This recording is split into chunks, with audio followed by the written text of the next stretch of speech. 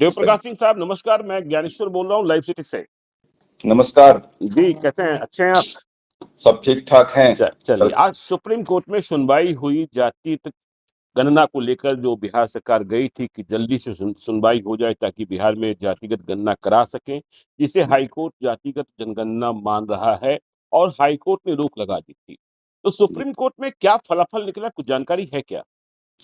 देखिए, बिहार सरकार पहले यहाँ ही गई थी अर्जेंट हियरिंग के लिए कि जी हमारा फाइनल जजमेंट कर दिया जाए, जी जिसको पटना हाई कोर्ट ने उसको खारिज कर दिया जी। और ऐसा कहा कि ऐसा कोई हड़ी नहीं है, कोई ऐसे हड़बड़ी नहीं है कि इसको सुन लिया जाए। हम्म जिस पर बिहार के जो महाधिवक्ता महोदय ने कहा हम्म कि हमारा 80% कार्य संपन्न हो गया है, अतः 20% हमें पूरा करने दिया जाए। हालांकि हम सारा डाटा हम तब तक प्रिजर्व करके रखेंगे, सील के रखेंगे, जब तक कि उच्चतम न्यायालय का आदेश न हो जाए। जी। लेकिन इस डिमांड को भी खारिज कर दिया गया। हम्म। तो इस पर महाधिवक्ता महोदय ने कहा कि लगभग तो ये निर्णय कहने को ये अंतरिम स्टे है, जी लेकिन ये तो आपने फाइनल ही ऑर्डर कर दिया और आपने यह कह दिया कि जी जब बिहार सरकार को यह पावर ही नहीं है कि जाति जनगणना करा सकती है, जी तो फिर फाइनल हियरिंग में क्या होगा। जी इस पर पटना हाई कोर्ट ने कहा कि उसमें बाकी 19 डाटा है, आपने कहा जाति जनगणना के अलावे भी, जी। इस पर तो भी फैसला आना बाकी है ना। हम्म। उसको हम लोग देखेंगे फाइनल में। अभी हम लोग 3 जुलाई से पहले इसकी सुनवाई नहीं करनी जा रही है। फिर सुप्रीम कोर्ट चली गई सरकार। हाँ, इससे क्षुब्ध होकर के बिहार सरकार जी तो उच्चतम न्यायालय में जाकर अपनी बात को रखी, कहा कि हमारा अर्जेंट हियरिंग किया जाए जी और हमारा जो अंतरिम स्टे है इसमें सुना जाए। जी।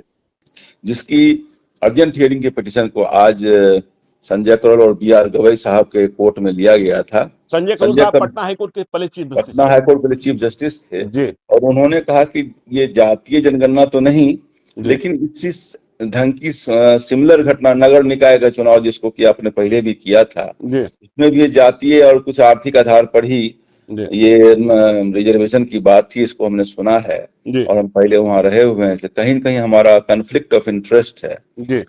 रिक्यूजल तभी होता है जब कन्फ्लिक्ट ऑफ इंटरेस्ट कहीं होता है कि या तो उस केस में पहले कभी आप रहे हुए हैं, हाँ या कहीं न कहीं पिक्यूनियरी कोई आर्थिक कहीं आपका जैसे किसी कंपनी के आप शेयर होल्डर हैं और उस कंपनी का कोई केस गया है तो उस जी। कंपनी को आप नहीं सुन सकते उसी ढंग से। हम्म या कभी किसी केस को आपने पहले सुना है और वो केस दोबारा फिर आपके यहाँ पुनर्सुनवाई के लिए गई है, उस केस में जी नहीं सुन, रिव्यू पिटीशन को छोड़ करके। जी तो ये फ्रेश केस में गए हुए थे। जी उसमें संजय करोल साहब ने कहा कि मैं पहले सुन चुका हूँ इसलिए मैं नहीं रहूंगा। जी तो उस पर जो अपने बिहार के जो दिवांग साहब गए हुए थे जस्ट एडवोकेट के रूप में, उन्होंने जी कहा कि हमें यह लिबर्टी दिया जाए कि पुनः इसको अर्जेंट हियरिंग, क्योंकि ये जो अभी हियरिंग पर आया था जी वो अर्जेंट हियरिंग के फलस्वरूप ही आ पाया था। जी। तो अर्जेंट हियरिंग पुनः अब की जाएगी और पुनः करने के बाद फिर नया बेंच मिलेगा और नया बेंच आप जान रहे हैं ग्रीष्मा विकास का बंद होने वाला है। 19 तो तारीख कल अगर अर्जेंट हियरिंग की पुनः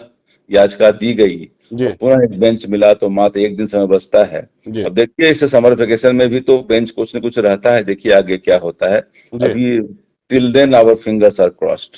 लेकिन संजय करोल साहब ने एक टिप्पणी करी ना कि ये भी जातीय जनगणना तो नहीं, लेकिन और भी इसी तरीके से कुछ मिलता जुलता है। बिहार हाँ, से पटना हाईकोर्ट ने तो जातीय जनगणना ही और मान लिया था। पहले वो चीफ जस्टिस भी यहाँ रहे हुए हैं, जी इसलिए उन्होंने बहुत ही ठोस ग्राउंड नहीं था, लेकिन उन्होंने रिक्यूज करना उनका राइट है ना। जी। रिक्यूज करना डिस्क्रिशन है जजेस का, वो चाहे तो हट सकते हैं उस केस से, उन्होंने हटा लिया अपने आप। तो अब नए बेंच का गठन किया जाएगा नए बेंच का गठन किया जाएगा और एक दिन ही सुप्रीम कोर्ट में काम अब है। तो कल कल अर्जेंट हियरिंग पिटीशन लगेगी तो एक दिन बच रहा है फ्राइडे। जी। उसके बाद समर वेकेशन में लगेगा या नहीं लगेगा, क्या होगा आगे हम लोग देखें आगे होता है क्या। चलिए, बहुत बहुत धन्यवाद, हम आपसे संपर्क में रहेंगे। बहुत बहुत धन्यवाद।